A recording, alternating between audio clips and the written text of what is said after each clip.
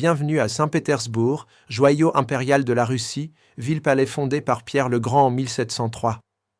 Construite sur les rives de la Neva, elle est surnommée la Venise du Nord pour ses canaux, ses ponts et son architecture raffinée. Ici, chaque bâtiment semble raconter l'histoire des tsars et de l'Empire russe. Le port de croisière se trouve à environ 20 à 30 minutes du centre historique, selon le terminal utilisé.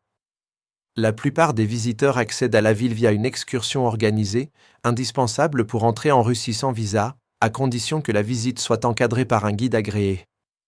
Cependant, certains passagers munis de visa peuvent aussi explorer la ville librement.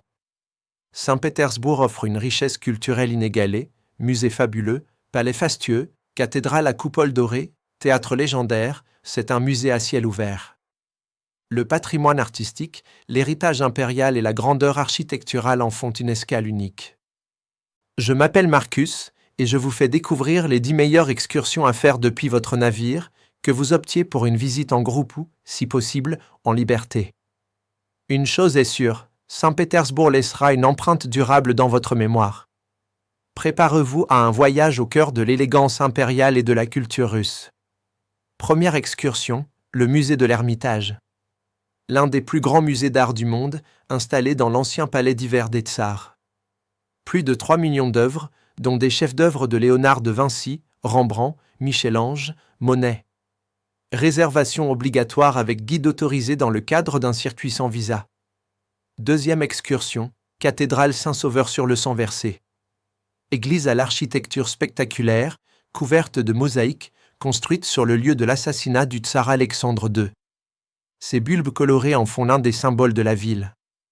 Troisième excursion, palais de Peterhof et ses fontaines.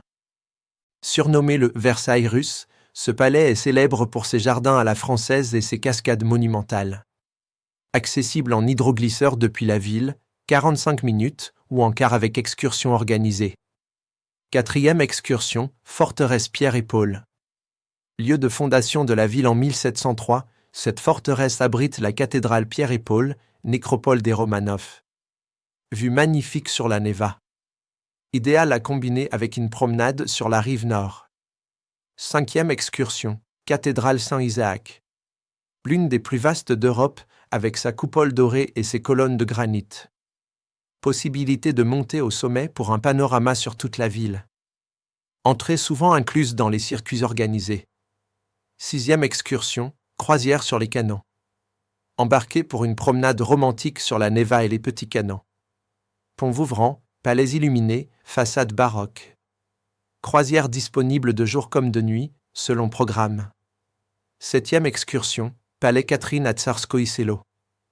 À 25 km au sud de la ville, ce palais bleu et or abrite la célèbre chambre d'ambre, reconstituée pièce par pièce. Visite guidée impérative. Transport en car dans le cadre d'une excursion à la journée. Huitième excursion, métro de Saint-Pétersbourg. Certaines stations sont de véritables palais souterrains, décorés de marbre, de mosaïques et de lustres. Visite insolite à inclure dans un circuit en ville. Neuvième excursion, musée Fabergé. Situé dans le palais Chouvalov, il présente les célèbres heures impériaux créés pour les Romanov. Un bijou de raffinement et d'histoire russe. Réservation recommandée. Dixième excursion, temps libre sur la perspective Nevski. Promenez-vous sur l'avenue principale de Saint-Pétersbourg, bordée de palais, de cafés, de librairies et de boutiques. Lieu de vie et d'animation, parfait pour flâner ou acheter quelques souvenirs. Informations pratiques. Pour visiter la ville sans visa, il est indispensable de réserver une excursion auprès d'un opérateur agréé ou via la compagnie de croisière. Le passeport reste obligatoire.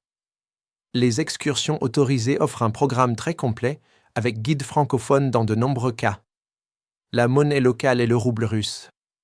Le paiement par carte est répandu, mais quelques espèces peuvent être utiles. Les distances sont importantes, prévoyez des chaussures confortables et suivez bien les horaires si vous êtes en groupe. Des contrôles d'identité stricts sont appliqués à la sortie du port et à l'entrée de chaque site. Saint-Pétersbourg vous offre un plongeon dans l'histoire impériale russe, entre art, majesté et souvenirs inoubliables.